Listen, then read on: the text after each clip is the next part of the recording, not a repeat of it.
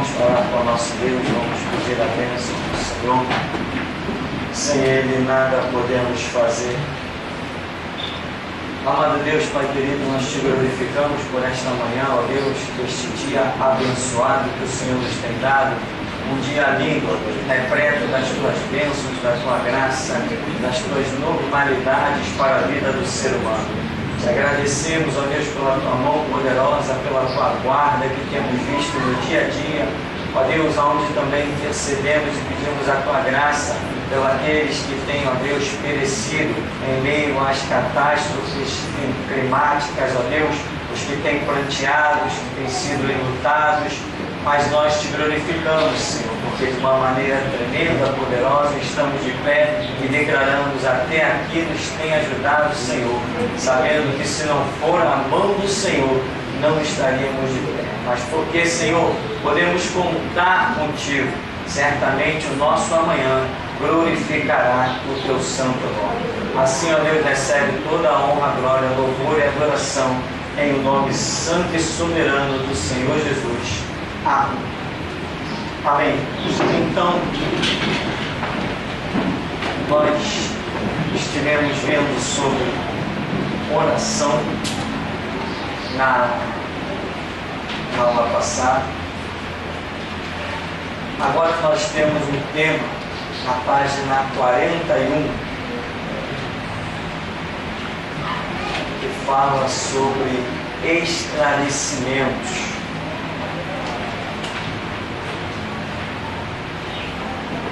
Incrivelmente, nós ainda temos visto as pessoas perecerem, logicamente pela falta de conhecimento, mas de uma maneira tão absurda. Ontem eu estava assistindo a televisão e tinha um programa, desses programas que pensam que são evangélicos, e o homem estava respondendo perguntas, né? O missionário responde, né? Você já sabe o que é. Aquilo ali é um assassinato da escritura. Aí, resultado, o homem está falando: bom, os dons do Espírito Santo são 9 e por aí vai. Aí começa uma besteira em cima da outra, uma palhaçada em cima da outra, uma inutilidade em cima da outra. Chegou ao ponto que alguém já virou assim: ah, não aguento ver esse homem não. Virou as costas e foi embora. Eu falei: não, eu também não aguento não, só quero ver até onde ele vai chegar. Aí, resultado, tudo por falta de conhecimento. E não é só a resposta, são também as perguntas que as pessoas fazem em pleno século XXI, Jesus já colocando o pé em cima do Monte das Oliveiras, e as pessoas ainda estão se comportando como quando se converteram. Parece batista, né? Quando eu me converti, os batistas perguntavam o seguinte: salvação se perde?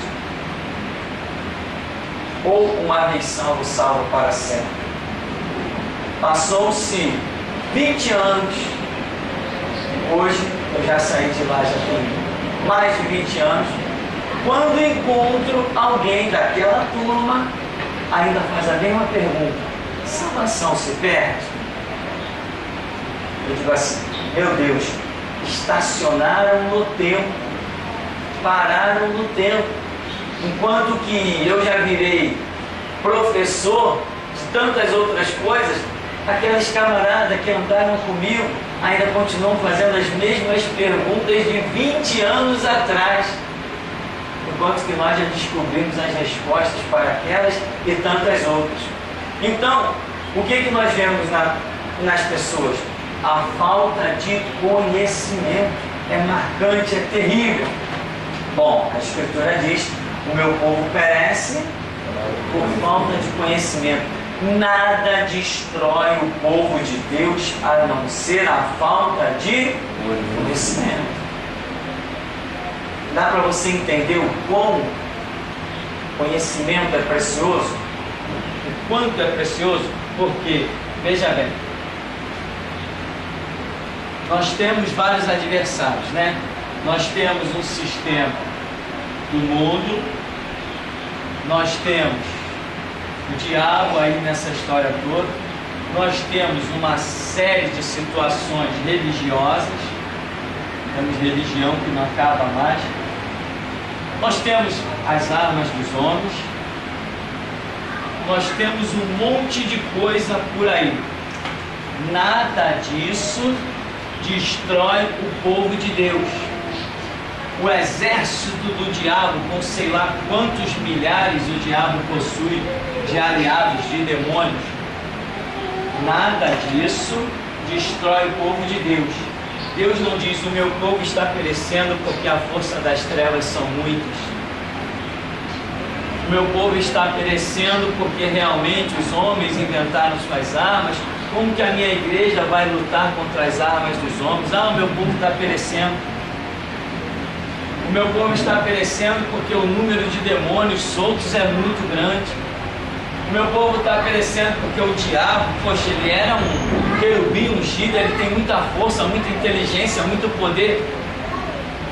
Não. O meu povo está perecendo porque ele tem falta de conhecimento de mim.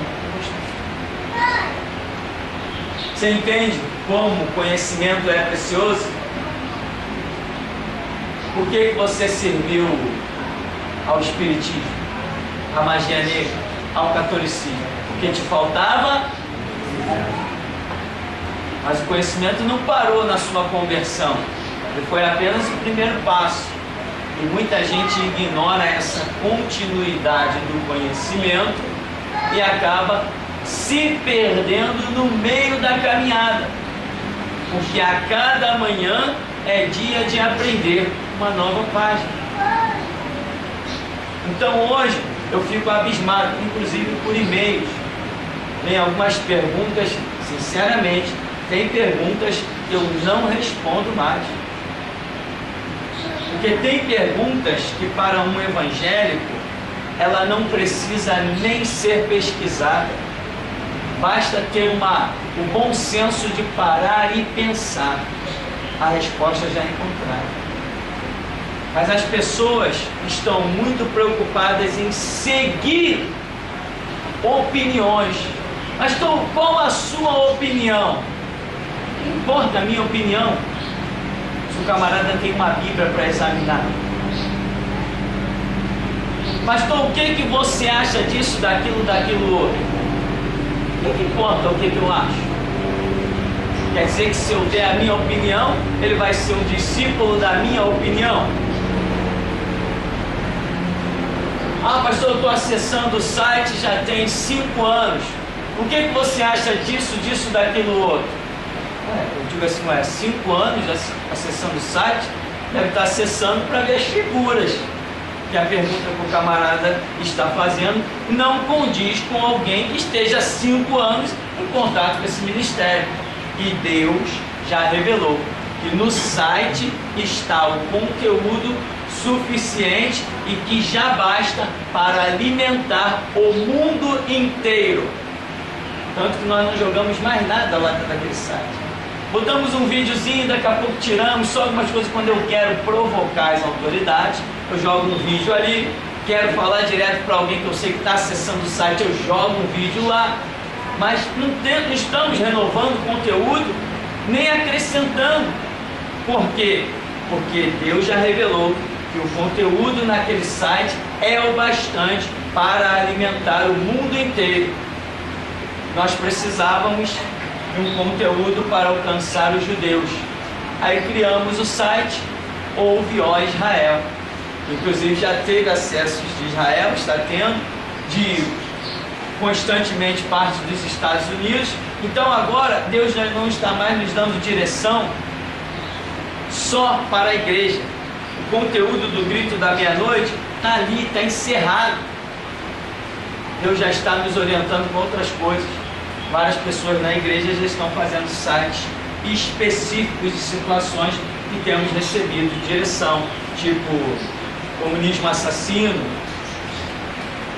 homossexualismo, Israel. São direções que o ministério vai mexer, coisas que o ministério vai alcançar. E diga-se de passagem, a respeito de Israel, já está um assombro, né? O site Ouve, ó Israel, hoje já está sendo muito bem conhecido entre judeus, tanto messiânicos, né, como eles dizem, convertidos ao cristianismo, ou tradicionais.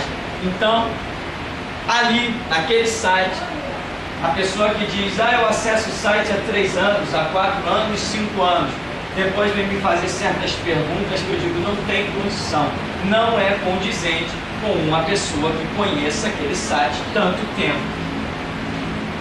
Então aqui nós temos na página 41, esse item que eu coloquei de esclarecimentos. E ainda essa semana estávamos falando um pouquinho sobre isso, de Gênesis 1, que diz, no princípio criou Deus os céus e a terra. Ora, a terra era sem forma e vazia, né? Havia trevas sobre a face do abismo. Lá em Isaías 45, 18, diz que Deus, quando criou a terra, não a criou para ser um caos, não a criou para ser vazia. Então, em Gênesis 1 e Isaías 45, 18, nós juntamos esses dois textos e descobrimos aqui, que seria, na visão de alguns, um confronto, porque em Gênesis nós não vemos, irmão, tem que entender o seguinte, em Gênesis nós não vemos Deus criando a terra, vemos Ele organizando a terra. Em Gênesis Deus não está dizendo assim, haja terra, não, ele diz, haja a porção seca, e diz que Deus fez separação entre terras e separação entre águas, mas ele não disse haja a terra, ou seja, venha à existência o planeta Terra. Você não vê isso. Então nós entendemos que quando Deus entra no cenário em Gênesis, a terra já existe e nós vemos Deus ordenando as coisas, luz e não sei o que, e vai aquela criação toda e seres viventes. Então em Gênesis nós não vemos uma criação, nós vemos uma organização.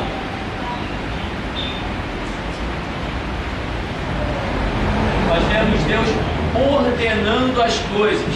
E o que vemos então? Quando diz que ora a terra era sem forma e vazia, outras versões ainda dizem, ora a terra tornou-se sem forma e vazia. Então dá um entendimento de que a terra antes ela era perfeita. Mas Deus agora está trabalhando numa terra caótica. A Bíblia chama de sem forma e vazia, um caos. Então, entre esse estágio de perfeição e este estágio de caos, existiu aqui no meio alguma situação. E é aí que surgem muitas teorias. A ciência diz que um grande meteoro gigante chocou-se com a Terra. Possibilidade essa, pelos evangélicos, é totalmente descartada, porque aí nós teríamos um choque da própria criação de Deus. Deus criou a Terra, Ele mesmo criou os meteoros, e agora Ele não teve controle sobre a sua própria criação.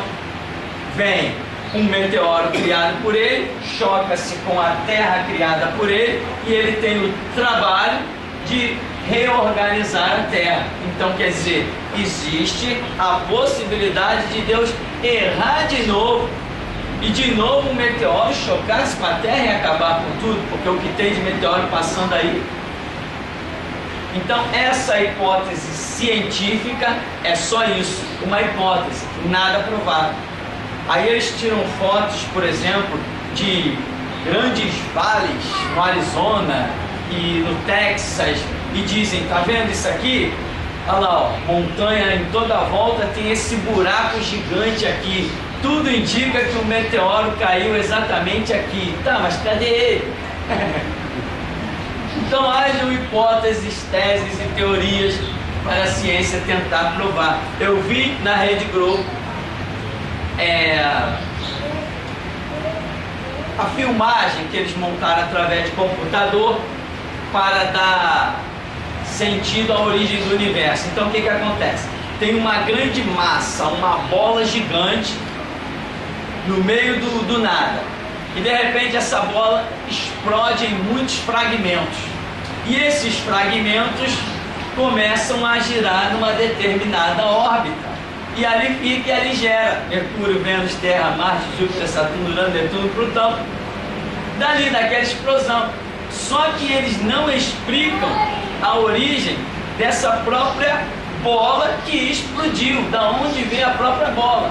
E cá entre nós, uma explosão, colocar as coisas em órbitas tão certinha como elas estão,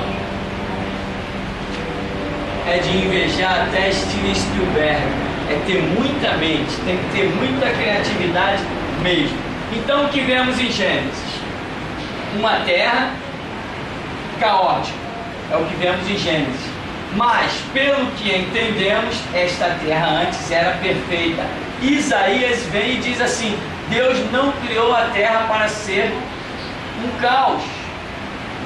Ora, se Ele não criou para ser um caos, eu posso apelar para a onisciência de Deus e acreditar que realmente Ele não criou essa terra um caos, mas foi a primeira terra que Ele criou, onde tudo era perfeito, aonde a ciência, de alguma maneira, e nós entendemos, a ciência atribui a vida dos dinossauros a tempos muito distantes. Ou seja, todos os cientistas, todos concordam que o homem nunca existiu no mesmo tempo dos dinossauros. A distância é muito grande. Então eu acredito que os dinossauros existiram na primeira Terra, ou melhor, na Terra perfeita, antes do caos. Daí houve um cataclisma, que eu creio particularmente que tenha sido a rebelião de Lúcifer, aonde milhares e milhares e milhares de anjos lutaram contra demônios, e de alguma maneira isto influenciou no sistema, na terra, na região onde eles lutaram. E a Bíblia diz que o diabo e seus anjos, pelejou o dragão com os seus anjos e foi precipitado. Essa precipitação é que eu creio que gerou este caos, havendo então depois a necessidade da reorganização da terra por Deus, o que diz em Gênesis. Mas os dinossauros, pelo que entendemos, sobreviveram nesta primeira terra, que era perfeita. E a rebelião de Lúcifer gerou um problema, trazendo a terra ao caos. Então Deus vem e reorganiza, ou melhor, organiza aquele caos que estava, pelo que nós entendemos, sem nenhuma condição de vida ali. Então, quando você lê Gênesis e quando você lê Isaías 45, você pode chegar a esta conclusão. Hoje nós temos o petróleo. O petróleo tem a sua origem em fósseis de milhões de anos.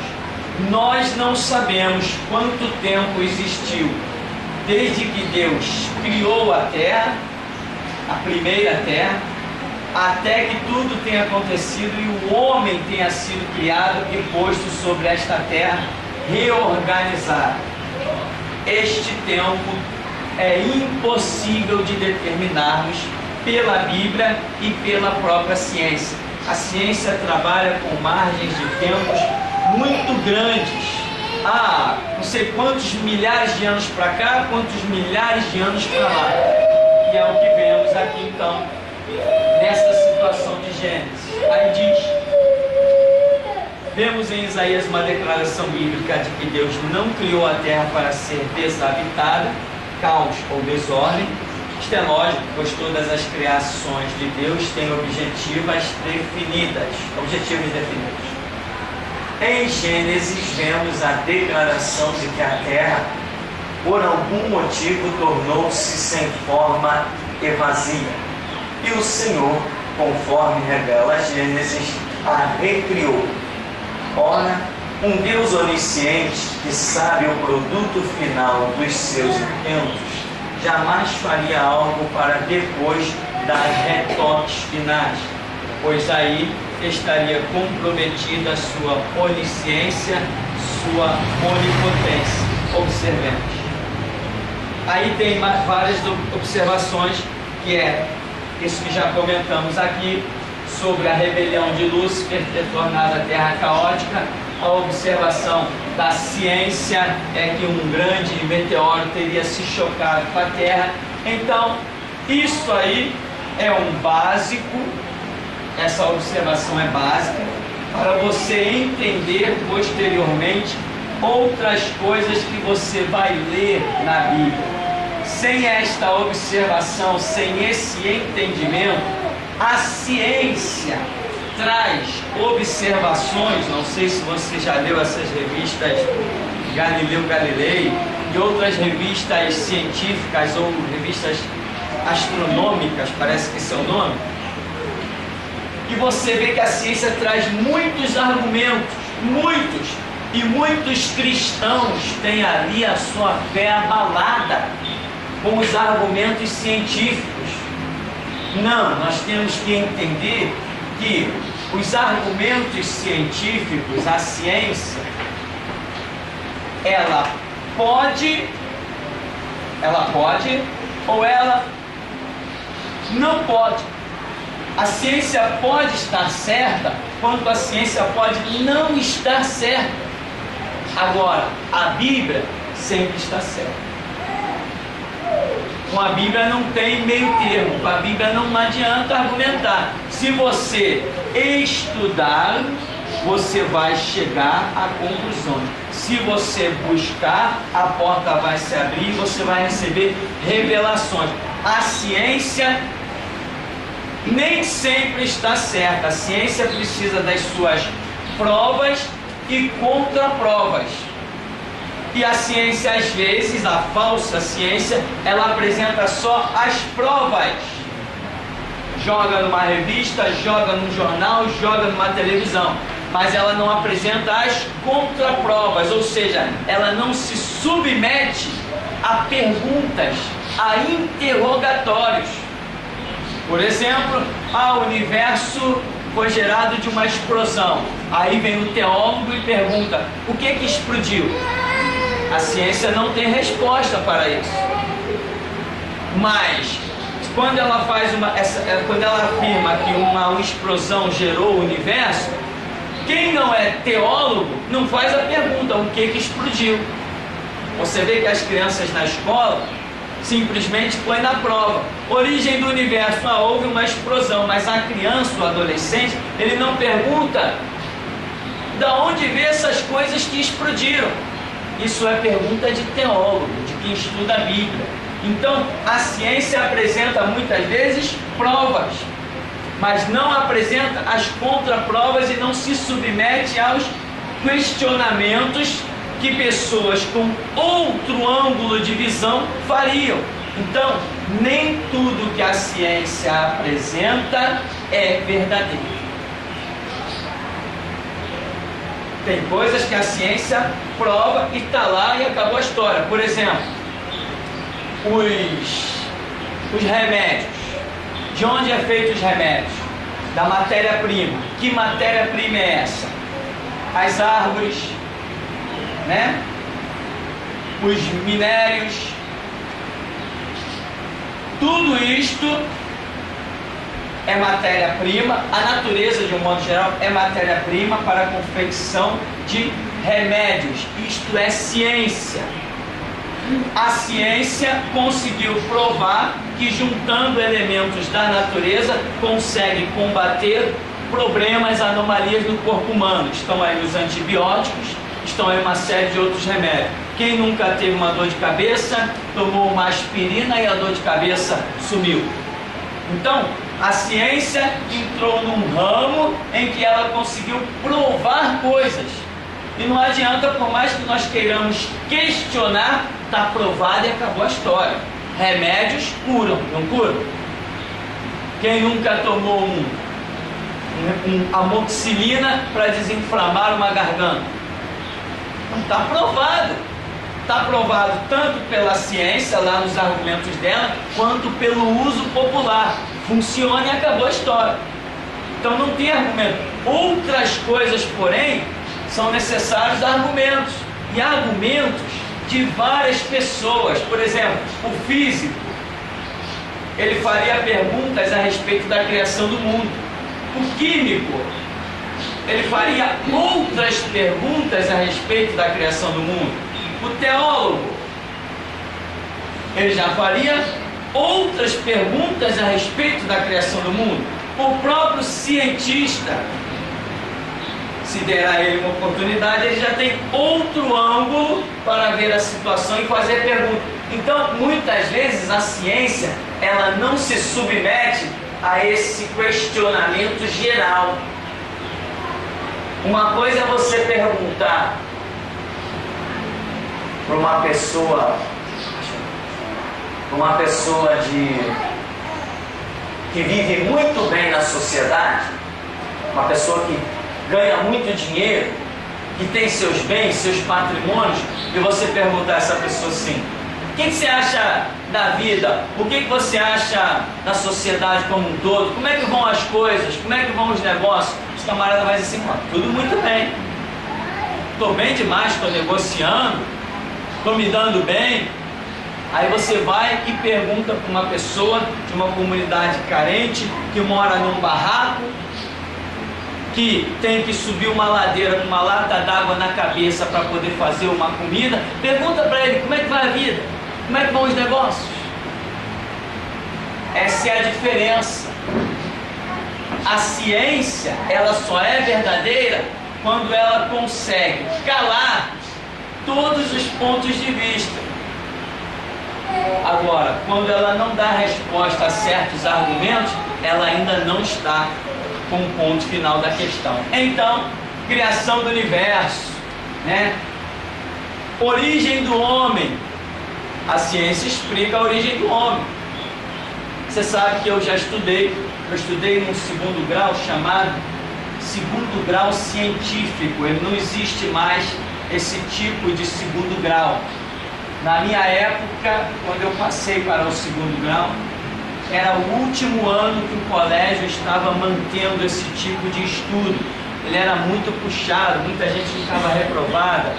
Era o chamado segundo grau científico. E estudei coisas belíssimas, coisas tremendas. Hoje eu vejo as pessoas chegando na televisão para fazer exame de DNA, né? Eu já conhecia DNA quando ninguém nunca nem tinha ouvido falar nisso. Ninguém nem sabia o que era DNA. Eu estudei sobre DNA, é DNA do RNA. Então, esse estudo que eu fiz chamava de probabilidade genética. Probabilidade genética.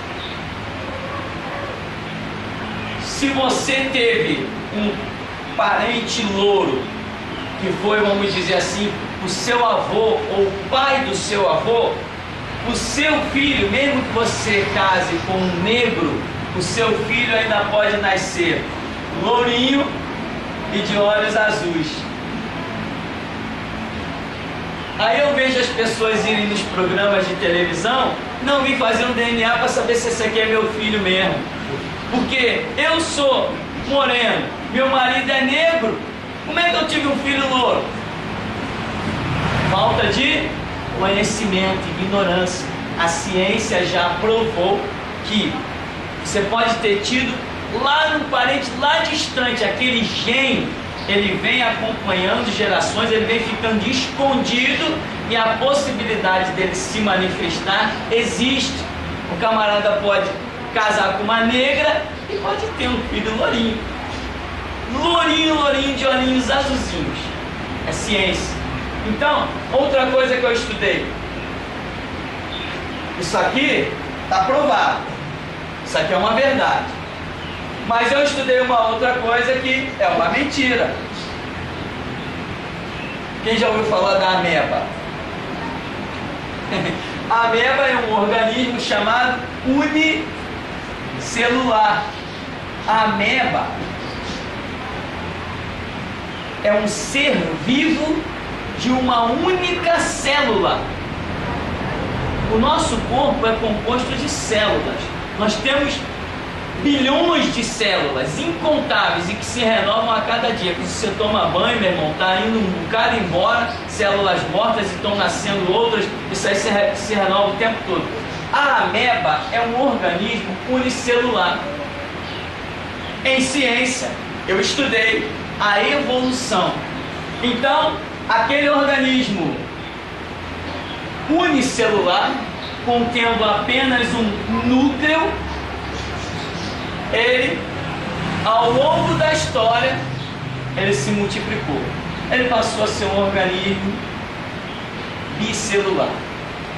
Passaram-se bilhões de anos e daqui a pouco essa célula se reproduziu, aquela também, essa também, essa também, essa também. E esse organismo unicelular foi se reproduzindo, aí geraram o quê? Aí gerou, sei lá, um exemplo, um tatuzinho daqueles da floresta. Esse tatuzinho, com o tempo, ele evoluiu também, ele virou um tigre, esse tigre virou sei lá o que, daí outros organismos viraram um macaco, e do macaco veio outro. Quanto tempo está? Incalculável, bilhões e bilhões de anos. Ciência totalmente improvável. Ninguém jamais conseguirá provar isso. É ciência que os nossos filhos, muitas vezes ainda eu vejo no livro, lampejos disso aqui, que não tem nada a ver com a realidade, não pode ser provado, é apenas uma tese. Tese, ou, dependendo da situação, é chamado hipótese, né? Tese, hipótese. De acordo com o nível de confirmação que eles acham daquela teoria. Teoria é quando você apresenta uma ideia. Então, de acordo com os conjuntos que você tem dessa teoria sua, você chama aquilo de tese, né? Se você consegue provar um pouquinho mais, ela vira uma hipótese. E se você provar um pouco mais, está confirmada a história. Então, uma mentira científica. Que mentira é essa? A evolução. A evolução é uma mentira. Mas existe evolução? A evolução que existe não chega ao ponto de um ser vivo se transformar em outro. Mudar completamente a sua estrutura, como se fosse o caso de um macaco virar um homem. Até hoje nenhum mais virou, né? Todos continuam macaco. E o homem não vira macaco, não vem mais do macaco. Então, meu irmão, você tem que entender. Esse estudo que nós estamos colocando aqui, você vai analisar. Deus tem muito a revelar. A aula começa aqui, mas segue na sua casa, na sua intimidade. A ciência tem muitos argumentos e vai botar muita gente em xeque. Por exemplo, a ciência, ou melhor dizendo, a equivocada, não vou chamar de falsa, não estou chamando de falsa, a equivocada ciência prova objetos voadores não identificados. Eles têm foto,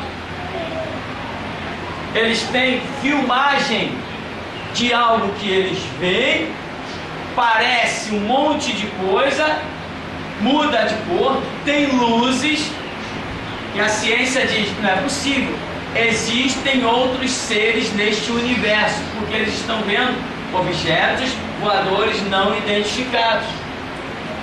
A Bíblia tem resposta para isso?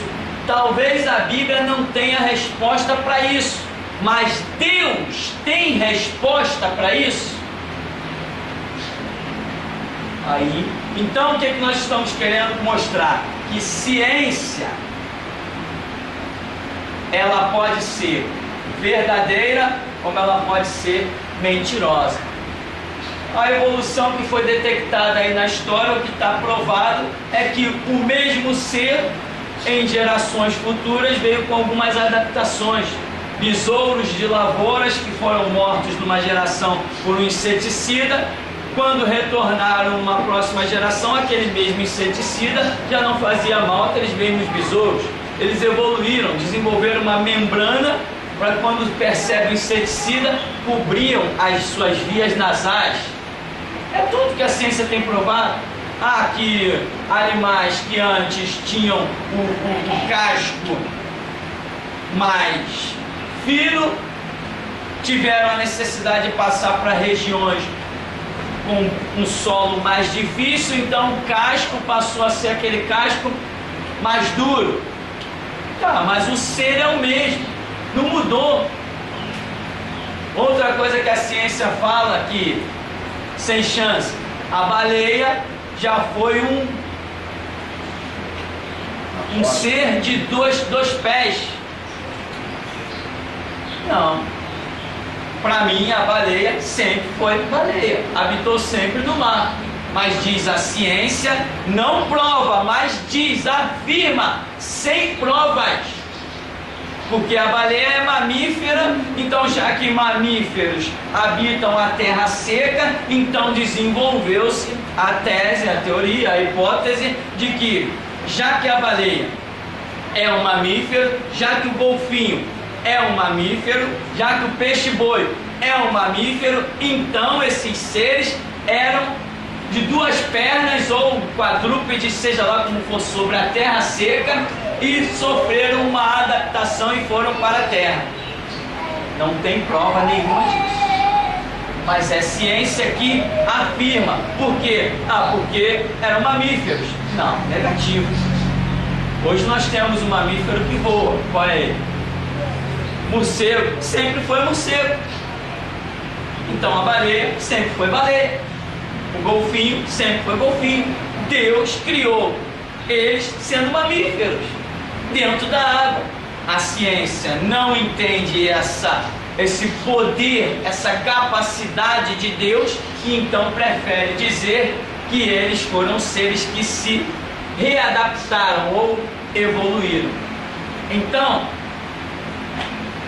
o caso mais sério que eu tenho para te dizer é sobre esse aqui, sobre os OVNIs, né? Então, meu irmão, a ciência, ela está abaixo da revelação bíblica. Agora, quanto aqui aos OVNIs, eu falei, não vou chamar a ciência de mentirosa. Não, ainda mais que ela tem coisas que convencem até cristãos. Existem fotos e filmagens de OVNIs que qualquer ser humano olha e diga assim, não dá para negar. E realmente não dá para negar. Não dá para negar. Só que aí nós entramos no campo da teologia, da revelação, e sabemos que a capacidade dos demônios é tanta a ponto de se disfarçarem em muitas coisas e enganar a população. E nós sabemos que todo esse engano tem um objetivo, que é justamente maquiar a questão do arrebatamento da igreja, que quando nós sumirmos da terra, será dito que os seres de outros planetas levaram aqueles que estavam sobre a terra para implantar uma nova ordem mundial. E com este argumento, eles esperam assim ofuscar o brilho da manifestação poderosa de Deus. Então, ciência existe a verdade, ciência existe a mentira, porque afirmam coisas que não podem provar, e ciência existem os equívocos. A resposta certa e definitiva sempre vem dos lábios do Senhor. Alguma pergunta aí, antes de nós encerrarmos?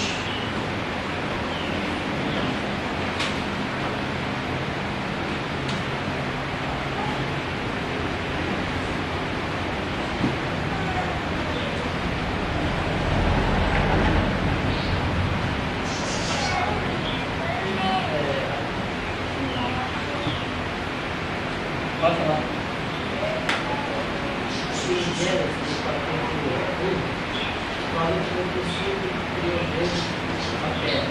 Sim. E lá no versículo 3, fala que Deus falou, haja luminar, haja luz, né? Será que nós podemos incluir esse 3 que formou uma formação da terra e depois aí ligação do coração da terra? Não entendi. O 3 que fala dos luminares, é isso? Porque Deus falou haja luz e houve luz, né? Ah. Nós podemos incluir esse 3 no princípio do mundo. Esse 3 no princípio do mundo?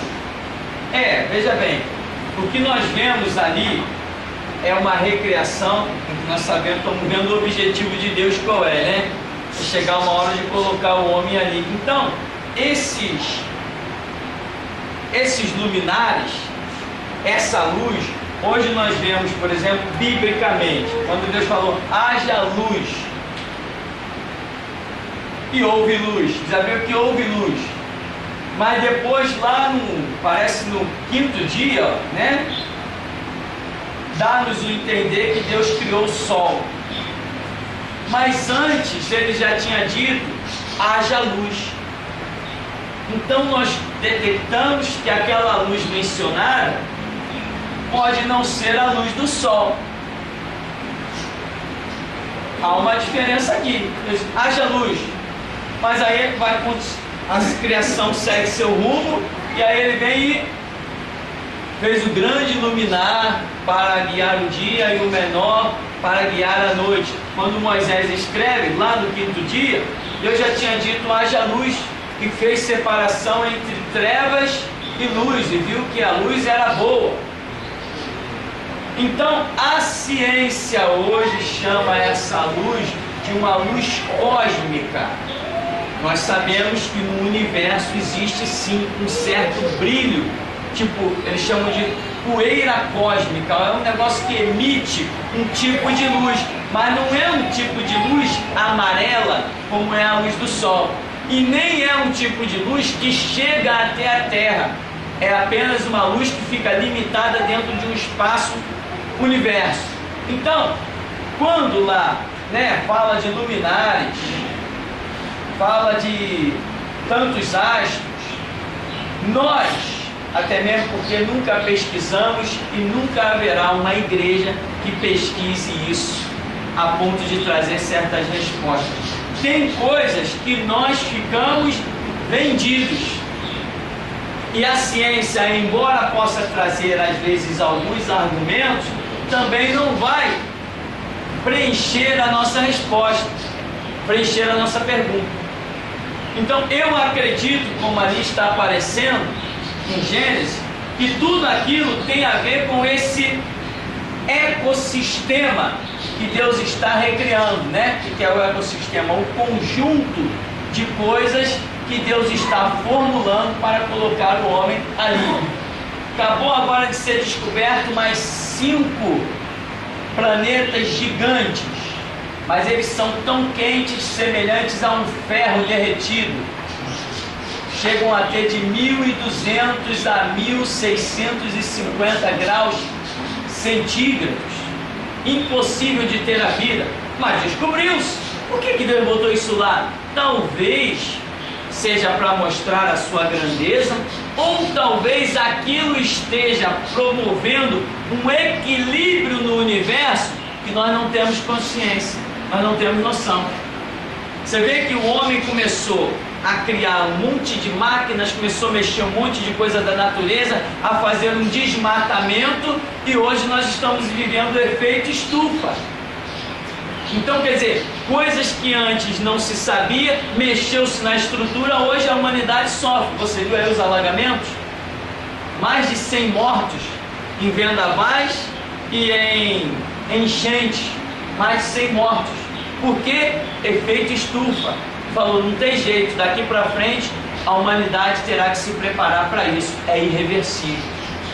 Quem sabe esses planetas que estão lá com essa temperatura imensa no universo não estejam cumprindo o seu papel em alguma coisa que nós não sabemos.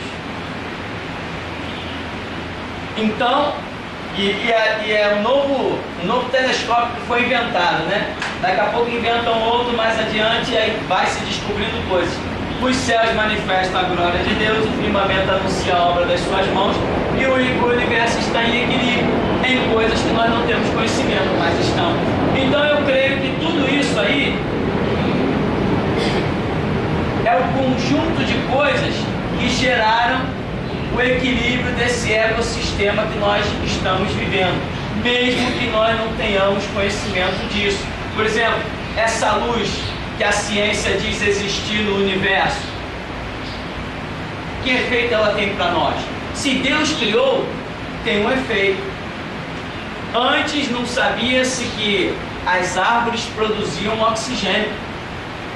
Se isso não fosse descoberto até hoje, talvez o desmatamento já teria acabado com o planeta. A ciência descobriu que as árvores produzem oxigênio. Falou assim, opa, vamos parar de destruir árvores, senão vamos destruir a nós mesmos. Mas até descobrir que Deus tinha criado esse sistema, a Amazônia já tinha ido. Tinha ido há muito tempo. Então, o mundo vai vivendo, descobrindo coisas e vai dando o braço a torcer a grandeza de Deus e do ecossistema. Então, nem tudo nós teremos respostas, ainda mais quando se trata de campo científico. Se a própria ciência não tem respostas, que dirá nós que não pesquisamos nada de ciência, que vivemos aí na leitura de uma revista ou etc, etc. Agora, eu tive dúvida sobre a questão dos OVNIs. Tive dúvida por quê? Porque eu vi a ciência provar. Eu vi pessoas filmarem, tanto pessoas, como é que chama? Esses profissionais que não são profissionais, como é que chama? Amadores. O filmador amador, cinegrafista amador, filmou coisas impressionantes. Existem relatos até na internet de coisas impressionantes que você olha e está vendo que é verdade aquela filmagem. Então, por causa disso, como a Bíblia mostra que Jesus Cristo foi crucificado pela humanidade, essa história tão específica do planeta Terra, ela não me deixava crer em vida em outro planeta. Por que somente nós pecamos e estávamos destituídos da glória de Deus? E esses seres de outros planetas? Foi aí que eu me interessei em buscar em Deus se realmente existia vidas em outro planeta e obtive a minha resposta. Não há vida em outro planeta e Jesus Cristo realmente morreu pela humanidade que habita sobre a face da Terra. E todo sistema humano, todo sistema de vida inteligente, ele sempre existiu no planeta Terra e aqui a história da humanidade começou e será encerrada. Mas prova biblicamente, pastor. Não vou provar biblicamente. É o que Deus falou comigo. Então, existem muitas coisas e existem muitas dúvidas, mas é aí que mostra se você vai realmente se interessar. Se você tem respostas, se você quer respostas, se você tem dúvidas, vá para a oração e Deus te revelará. Amém? Vamos dar uma paradinha para beber uma água, já já a gente volta.